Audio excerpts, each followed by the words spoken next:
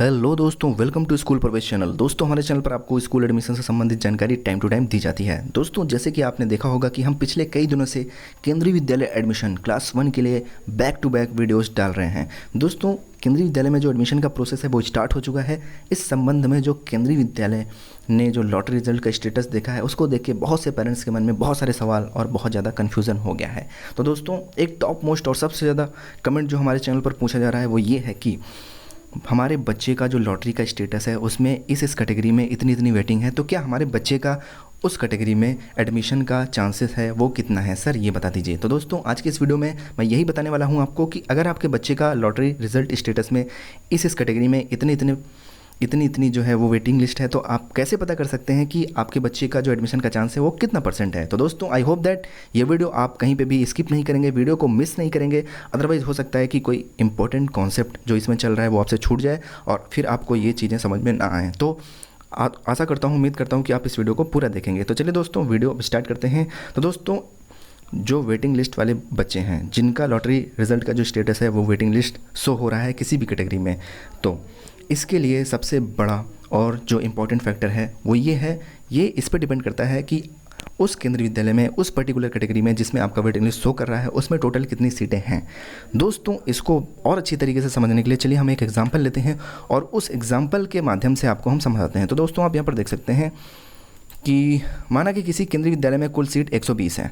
हम मान के चलते हैं एग्जाम्पल के तौर पे कि एक केंद्रीय विद्यालय में टोटल क्लास 1 में एडमिशन के लिए 120 सीटें हैं, टोटल सीटें हैं, कैटेगरी वाइज नहीं, जो टोटल सीटें हैं। ठीक, तो केंद्रीय विद्यालय में एक सेक्शन में 40 सीटें होती हैं, तो अगर आप 40 से इसको डिवाइड करेंगे तो टोटल इस केंद्रीय विद्यालय में 3 सेक्शन हैं। ठीक, तो दोस्तों, तीनों सेक्शन के लिए जो आरटीई में एडमिशन के लिए जो अवेलेबल सीटें हैं वो 30 सीटें हैं, क्योंकि 120 का 25% जो सीट्स है, टोटल सीट का 25% जो सीट्स होती हैं वो आरटीई कैटेगरी के द्वारा भरी जाती हैं, तो 120 का जो 25% होगा वो 30 होगा। तो आरटीई के तहत एडमिशन होने के लिए टोटल अवेलेबल सीट हैं इस केंद्रीय विद्यालय में 30। अब दोस्तों, ये किसी बच्चे का लॉटरी रिजल्ट का स्टेटस है, मैंने रैंडमली ही ऐसे उठा लिया है, ये किसी का है नहीं, बस आपको समझाने के लिए मैं आपको बता रहा हूँ। तो उसका लॉटरी में आरटी लॉटरी में जो लॉटरी नंबर है वो 5 है और वेटिंग लिस्ट 35 है। ठीक, और इसी तरीके से उसका इस केंद्रीय विद्यालय में जो सिंगल गर्ल चाइल्ड कैटेगरी में टोटल सीट हैं वो 6 हैं। तो दोस्तों, पर सेक्शन 2 सीटें होती हैं केंद्रीय विद्यालय में सिंगल गर्ल चाइल्ड के लिए, तो इस केंद्रीय विद्यालय में 3 सेक्शन हैं, इसलिए यहाँ पर टोटल अवेलेबल जो सिंगल गर्ल चाइल्ड के लिए सीटें हैं वो 6 हैं।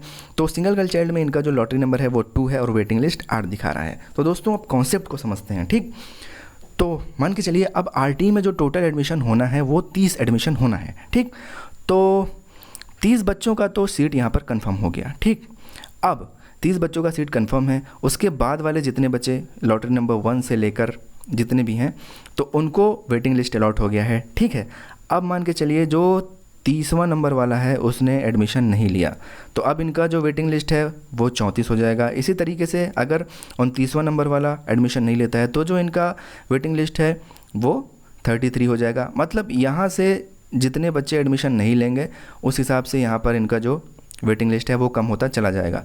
तो मतलब इनका सीट कंफर्म होने के लिए ये 30 बच्चे एडमिशन ना लें। ठीक, ये 30 बच्चे अगर एडमिशन नहीं लेते हैं जिनका कंफर्म हो गया है, उसके बाद लॉटरी नंबर इस कैटेगरी के जो लॉटरी नंबर 1 है, 2 है, 3 है और 4 हैं वो भी नहीं लेते हैं एडमिशन, तब जाके इनका जो सीट है वो कंफर्म होगा।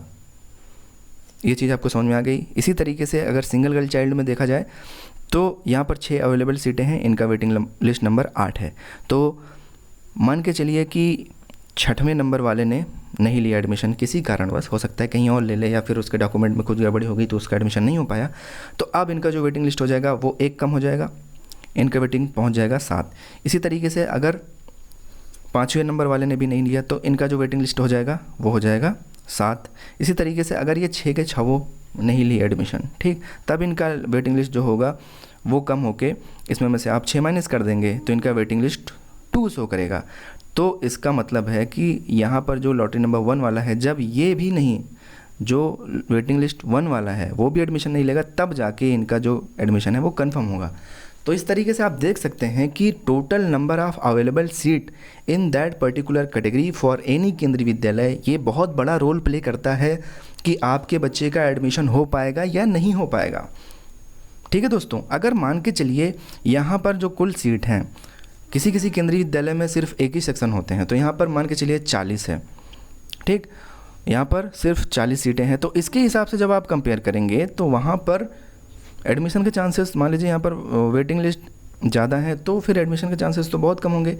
तो इसीलिए दोस्तों ये जो एडमिशन के चांसेस हैं कई सारे फैक्टर पर डिपेंड करते हैं, जैसे कि उस स्कूल की लोकेलिटी क्या है, वहाँ पर और अच्छे स्कूल हैं या नहीं हैं। लोकेलिटी का मतलब है जिस स्थान पर वो केंद्रीय विद्यालय है वहाँ पर क्या कोई और अच्छे स्कूल हैं। अगर कोई अच्छे स्कूल होते हैं तो क्या करते हैं बच्चे, केंद्रीय विद्यालय में फॉर्म भरे रहते हैं, लेकिन हो सकता है कि फिर बाद में पेरेंट्स का मन बदल जाता है, तो क्या करता है, जिसका सिलेक्शन हो गया है फाइनली केंद्रीय विद्यालय में, वो छोड़ के चला जाता है। तो ऐसे में फिर जो वेट लिस्टेड कैंडिडेट होते हैं उनके लिए फ़ायदा हो जाता है, उनका भी एडमिशन होने का चांसेस रहता है। मैं ये नहीं कह रहा हूँ कि एडमिशन हो जाएगा, उनका भी चांसेस रहता है। इसी तरीके से जो पढ़ाई का लेवल है, मान के चलिए कि किसी केंद्रीय विद्यालय में बहुत अच्छी पढ़ाई होती है तो वहाँ पर ज़्यादा कंपटीशन रहेगा, लोग सोचेंगे कि ज़्यादा से ज़्यादा हम उसी में एडमिशन लें। तो ऐसे में जिनका सीट कन्फर्म हो गया है वो अपनी ले ही लेंगे और वेटिंग लिस्ट वाले वेटिंग लिस्ट में ही रह जाएंगे।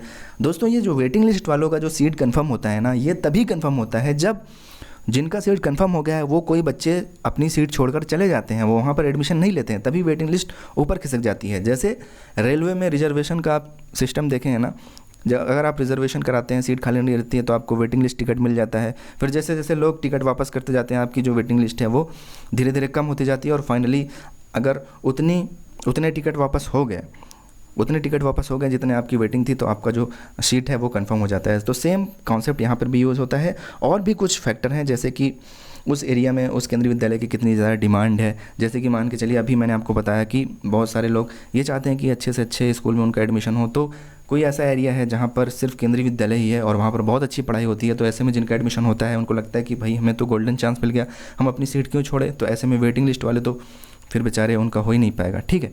इसी तरीके से इसलिए मैं आपको बोल रहा हूँ कि कई सारे फैक्टर हैं, जब आप इस चीज़ को खुद से एनालाइज करेंगे ना, सीट को ध्यान में रख के, और ये जो फैक्टर हैं लोकेलिटी वाला और एरिया में डिमांड वाला, और भी कई सारे फैक्टर हैं, जैसे कि किसी लोकेशन में एक से ज़्यादा केंद्रीय विद्यालय होते हैं ना। तो दोस्तों इसमें क्या होता है कि बच्चे तो तीनों में ही भरते हैं फॉर्म, बच्चे के जो पेरेंट्स हैं वो चाहते हैं कि किसी भी केंद्रीय विद्यालय में हो जाए, तो सीट तो उसकी एक ही भरेगी क्योंकि एक बच्चा एक ही जगह एडमिशन लेगा, बाकी 2 बच्चे केंद्रीय विद्यालय उनमें सीटें खाली हो जाती हैं। तो ऐसे में भी चांस रहता है कि आपके बच्चे की जो वेटिंग लिस्ट है वो थोड़ी कम हो और एडमिशन के जो चांसेस हैं वो बढ़ जाएँ। तो ये सब फैक्टर हैं। तो आपके लोकेलिटी में केंद्रीय विद्यालय कितने हैं और आपको पता है कि आपके केंद्रीय विद्यालय जिसमें आपने फॉर्म भरा है उसका एजुकेशन लेवल क्या है, कितने ज़्यादा कॉम्पिटिटर्स हैं, ये आपको बेटर पता है दोस्तों। तो आप अपने हिसाब से जब आप एनालाइज करेंगे तो आपको खुद पता चल जाएगा कि आपके बच्चे का जो एडमिशन का चांस है वो वेटिंग लिस्ट के हिसाब से कितना है। तो दोस्तों यहाँ पर एक बात ध्यान रखने वाली मैं आपको बता दूं कि जब आप अपने बच्चे का लॉटरी रिजल्ट का स्टेटस देखें तो उसमें एक बात का ध्यान रखें कि आप सबसे पहले जिस कैटेगरी में आपकी सबसे कम वेटिंग लिस्ट हो उस पर ध्यान दें, उस पर देखें कि अवेलेबल सीट के हिसाब से आपकी वेटिंग लिस्ट कितनी है। मान के चलिए कि आरटी कैटेगरी में आपकी वेटिंग लिस्ट बहुत कम है, मान के चलिए आपकी वेटिंग लिस्ट 5-6 है, तो आपके एडमिशन के चांसेस ज़्यादा हो सकते हैं। लेकिन ये डिपेंड करता है कि टोटल उसमें आरटी में अवेलेबल सीटें कितनी हैं। मान लीजिए अगर ये ऐसा केंद्रीय विद्यालय हुआ जहाँ पर टोटल आरटी की सीट 5 ही हैं तो फिर थोड़ा सा प्रॉब्लम है। तो दोस्तों ये डिपेंड करता है कि वहाँ पर कितनी सीटें हैं। लेकिन दोस्तों थोड़ा सा अपने ऑब्जर्वेशन के हिसाब से और थोड़ा सा एक्सपीरियंस के हिसाब से, क्योंकि काफ़ी टाइम से हम ये केंद्रीय विद्यालय में एडमिशन पर अध्ययन करते हैं और हमारे घर के भी कई सारे बच्चे जो हैं वो केंद्रीय विद्यालय में एडमिशन हुआ है उनका, और लगातार बहुत सारे केंद्रीय विद्यालय के जो बच्चे हैं पेरेंट्स वो हमसे जुड़े हैं। तो उसके एक ऑब्जर्वेशन के आधार पर मैं आपको बताऊं कि अगर आपकी वेटिंग लिस्ट उस कैटेगरी में उपलब्ध सीट की 10 से 20% है तो आपके पास चांस रहता है कि सेकंड या थर्ड लिस्ट तक आपके बच्चे का नाम आ सकता है। मैं कंफर्म नहीं कह रहा हूँ कि आएगा या नहीं आएगा, लेकिन आ सकता है। तो इसके लिए आप जो है सेकंड या थर्ड लिस्ट को ज़रूर चेक करिएगा, उसमें अपने बच्चे का नाम ज़रूर चेक करिएगा कि आपके बच्चे का नाम आया या नहीं आया। तो दोस्तों इस तरीके का ये है कि कितने % चांस होते हैं बच्चे के एडमिशन के। तो दोस्तों I hope that you got the point, आपको समझ में आ गया होगा कि ये जो चांसेस है एडमिशन के ये किस बेस पर डिसाइड होते हैं। तो अभी भी अगर आपको कोई डाउट है तो आप बेशक कमेंट करके पूछिए, हम ऐसी जानकारी आपके साथ टाइम टू टाइम शेयर करते रहेंगे। हम आपके कमेंट को भी एनालाइज़ करते हैं और ज़रूरत पड़ती है तो हम उस पर वीडियो भी बनाकर डाल देते हैं। तो दोस्तों जुड़े रहें हमारे साथ, हमारे चैनल को सब्सक्राइब करें, बेल आइकन यानी कि घंटी वाला निशान ज़रूर दबाइएगा ताकि कोई भी लेटेस्ट इन्फॉर्मेशन आपसे छूटे ना। हम एडमिशन से रिलेटेड केंद्रीय विद्यालय की ही नहीं, बाकी और भी जितने सारे अपॉर्चुनिटीज़ हैं बच्चों के एडमिशन के लिए, हम टाइम टू टाइम उसके बारे में जानकारी देते रहते हैं। जैसे अभी प्रीवियस वीडियो में हमने आपको दिल्ली सर्वोदय विद्यालय के बारे में जानकारी दी, इसी तरीके से आरटी एडमिशन और जितने भी पॉसिबल अपॉर्चुनिटीज़ होती हैं कि आपके बच्चे का अच्छे से अच्छे स्कूल में एडमिशन हो जाए, हमारी यही कोशिश रहती है। तो आप भी हमारा साथ दें, हम भी आपका साथ दें। मिलेंगे अपने अगले वीडियो में, तब तक के लिए बाय बाय, टेक केयर।